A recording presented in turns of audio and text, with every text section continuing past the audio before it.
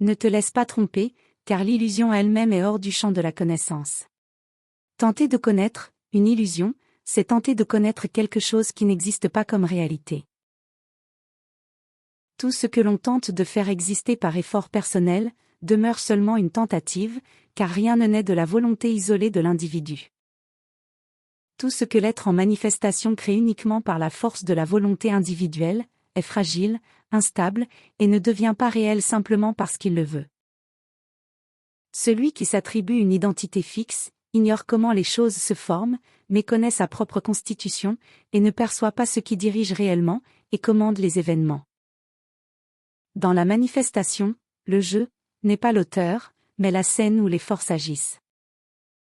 Dire « j'ai fait ma part » n'est pas de la lâcheté, mais seulement la constatation de l'évidence. Il n'y a ni héroïsme, ni culpabilité en cela. Dans le monde de la manifestation, rien n'est plus évident que le fait que chaque être remplit le rôle qui lui revient, ce que tous font continuellement, même sans s'en apercevoir. Non par mérite ni par effort, mais parce que c'est ainsi que fonctionne la manifestation. À l'exception de l'alchimie, rien ne modifie le comportement du gène. Et même le gène n'est pas singulier dans sa nature. Sans l'alchimie, la loi demeure immuable. L'alchimie, cependant, n'agit pas sur l'être, mais sur l'agent. Toute action attribuée à un être est, en réalité, le résultat de l'action de l'agent, qui opère à travers lui, et non de l'être manifesté. C'est pourquoi, les textes reflètent les traditions.